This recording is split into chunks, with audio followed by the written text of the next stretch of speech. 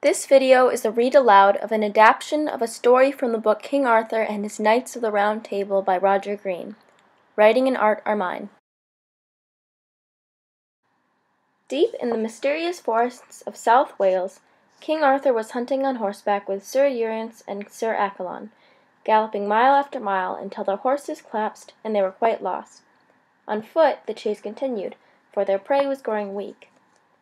The exhausted deer burst out of the brush and onto a shore, where she fell to the earth and ceased to struggle. The knights gazed upon the glassy water and spotted a strange ship drifting to land, draped with lovely silks. In the spirit of adventure, King Arthur and his companions decided to enter it. While the knights admired the lush furnishings, night began to fall at an unusual rate. Before long, the sky was dark. Torches burst to life with flame, and from the cabins there appeared 12 beautiful damsels. Soft music played, and the perfume of strange flowers blossomed in the air, and the damsels served the knights meat and wine. Afterwards, each knight was led to his own room. All three fell into a deep sleep. To his befuddlement, Sir Urience awoke in Camelot. His wife, sorceress Morgana Le Fay, was at his side. Her dark eyes sparkled as she smiled, revealing nothing she knew. King Arthur awoke in a dungeon beneath a great castle. The groans of 20 men echoed in the dark. "What fellows are you all? Am I among knights?" A man replied, "Yes, we are captive knights. Some of us have been here 8 years. "And where is here?" "The evil lord of this castle is Sir Damas. He wrongfully holds this land from his older brother, the good knight Sir Outlake. All captives who arrive at this castle are shut up in this miserable place." As this was said, a damsel bearing a glowing lamp crept to Arthur's side. "King Arthur, I have a message for you," she whispered. "My lord, Sir Damas, desires a champion to fight for him on this day. Whoever wins will become lord of these lands. Furthermore, I can assure the release of all captives held here. Are you willing?" King Arthur pondered this for a moment. "In truth, I would rather not fight under these circumstances. However, for the freedom of myself and of these knights among me, I would fight to the death." "I can guarantee the deliverance of all from this pit," the damsel assured. "And a horse and armor for myself in combat?" "Certainly." With this, the damsel led King Arthur out of the dungeon and into the daylight. Once they were above ground, Arthur asked her if she had ever visited Camelot, for she looked familiar to him. "I have never in my life visited the court of King Arthur. I am but the dutiful daughter of Sir Damas." Arthur knew not the lies she told then, for she was truly an assistant of Morgana Le Fay.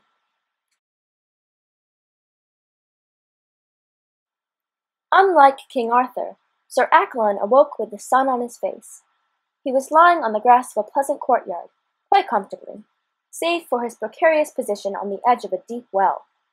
Any unfortunate leftward movement would have resulted in a long fall and his messy demise. Relieved to have escaped such a fate, Sir Accolon silently blessed himself.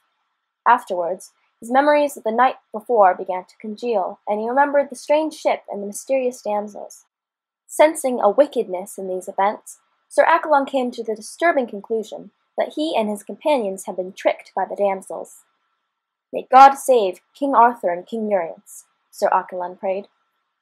"And assuming I survive this plight, I vow to slay all women dealing in black magic and enchantments." As he spoke, a dwarf came hobbling towards him. "I bring a message from your lady, Morgana Le Fay."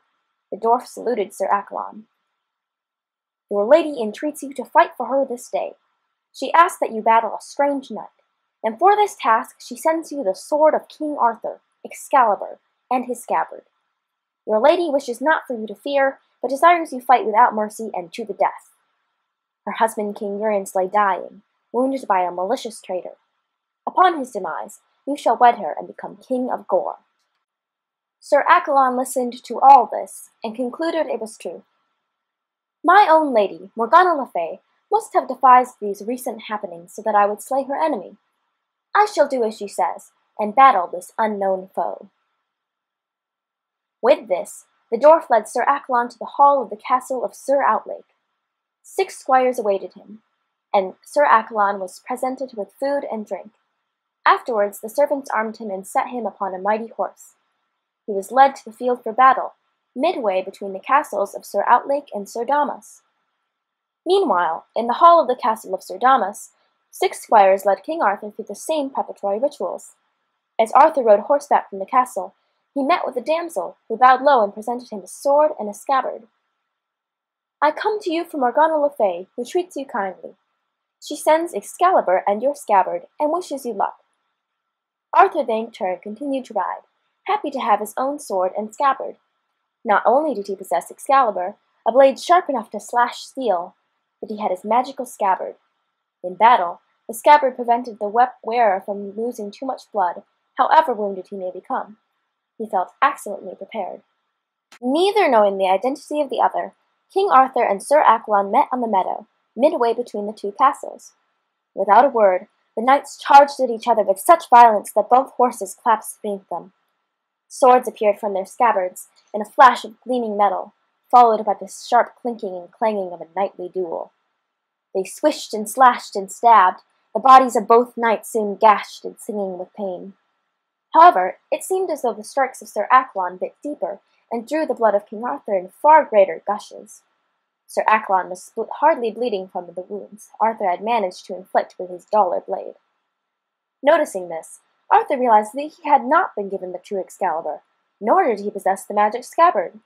These lethal assets had somehow landed in the hands of Sir Accolon. King Arthur struck Sir Accolon with every ounce of force he had, but the poor quality of his sword sent Arthur staggering back. When Sir Accolon struck in return, Arthur fell to the ground. The bleeding king rose up and stood, though the pain was excruciating. Only the bravest of the brave could have endured such agony. Finally, the knights paused to rest. The fight was skirted with onlookers, who now lamented that one of the 2 excellent knights would certainly die by the duel's end. Amongst the onlookers was Lady Nimue of Avalon, an enchantress who observed the battle with a knowing eye. Sir Accolon broke the rest with a charge at King Arthur. In a single swift movement, Arthur lifted his sword and brought it crashing down upon the helmet of Sir Accolon. The blade burst into 100 glittering shards, and Sir Accolon fell to the earth. Unharmed by the shattered blow, Sir Accolon rose up and rushed at Arthur, who could only defend with his shield. "Surrender or die!" Sir Accolon cried.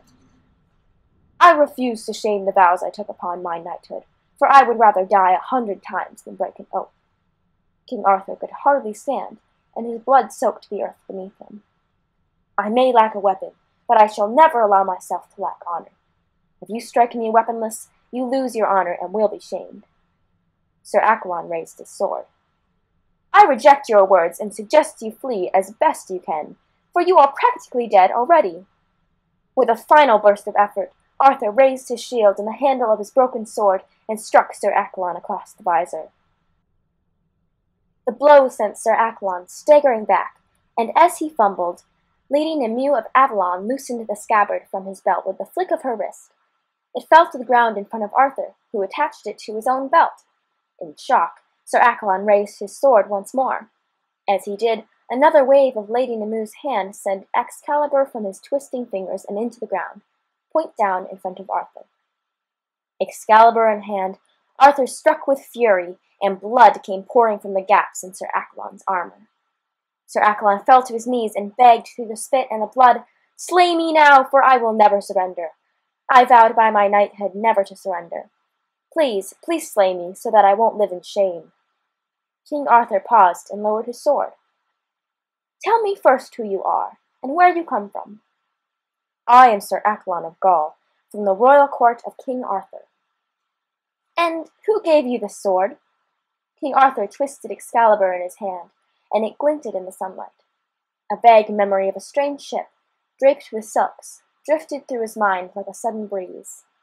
"My lady Morgana Le Fay gave me that sword, so that I could battle you. I am in love with her, and have made many promises to fight for her. I agreed to fight whoever she wished me to, be it King Arthur. So she sent me a sword and a scabbard, and told me her husband lay dying, and that I would be her new husband and king if I won this battle. And before you slay me, I would like to know who you are." "Sir Accolon, you have been sent to slay King Arthur." Sir Accolon gasped in horror. "Mercy! Have mercy! I have been deceived." "I have too been deceived by Morgana Le Fay, on many occasions, despite the wise warnings of Merlin. I shall have to banish her. If she proves responsible for the death of a man, then it may be that I slay her, and to thee I grant mercy." With the fighting done, Arthur made peace between Sir Outlake and Sir Damas. Once this had been done, the captive knights were released. Still suffering from their wounds, Arthur and Sir Accolon were carried to a nearby abbey in the forest to be healed, and Lady Nimue tended to them both. Overnight, Sir Accolon died of his injuries. Arthur recovered slowly but surely. Meanwhile in Camelot, Morgana Le Fay was carrying on her evil plan. Thinking King Arthur had been slain, she was moving on to the next step. Her husband, King Urience, lay dozing on a couch, perfectly vulnerable. "You, fetch me my husband's sword," Morgana whispered to one of her damsels. "Why, my lady?" "I wish to slay him." The particular damsel gasped. "Slay your husband? That will get you executed." "Shh! Just bring me the sword." The damsel sat stiff, shocked, speechless. Morgana grumbled quietly. "I'll get it myself." She stood up and left the room. Staring at the sleeping King Urience, the damsel made a staring decision. She poked his shoulder, and as his eyes creaked open, she whispered urgently, "Sir, you must defend yourself. Your wife, my lady, Morgana, she's fetching your sword to slay you." "What?" "She's going to kill you in your sleep. She'll be back any moment. Be prepared." With this, the damsel scurried out of the room, and when King Urience heard the footsteps of his wife, he closed his eyes and tried to look relaxed. Morgana drew nearer and nearer with a glinting blade, and came to a stop at the foot of the couch. She lifted the sword high, moments from striking the heart of King Urience, when, "Gah!" King Urience leapt from the couch and pummeled Morgana, sending the sword flying from her fingers and onto the floor. He had her pinned down, her squirming irrelevant beneath his mask. "Why would you try and kill me?" "The devil tempted me! The devil made me do it! I would kill you now, were you not my wife." "Please, have mercy! Have mercy on me!" Morgana begged. King Urience narrowed his eyes, critical and angry. As he looked into his wife's frightened, desperate eyes, his rage at her betrayal softened to hurt and confusion. He prided himself a merciful man, and so he was merciful, despite his anger. "If you vow upon the holy sacrament never to do this again, I shall grant you mercy." Fearing for her own life, Morgana gave an oath never to take the life of her own husband, and King Urience was satisfied. Soon after, Morgana received word on the actual condition of King Arthur and Sir Accolon. Upon hearing this, Morgana left Camelot with her men-at-arms and her damsels to hunt down Arthur. Morgana came across the particular abbey in a timely fashion. With the intent of stealing Excalibur, she entered Arthur's bedchamber. The king lay with his sword in his hand, but with the scabbard flung on a chair. Morgana snatched the scabbard and fled. Not long after Morgana's visit, Arthur awoke to find his scabbard missing. With Sir Outlake on guard, Arthur questioned him first. "Have you seen my scabbard?" "No, sir."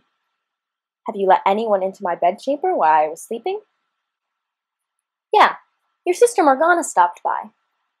Arthur, realizing the whereabouts of his scabbard, leaped upon his horse and rushed down the path in search of his sister.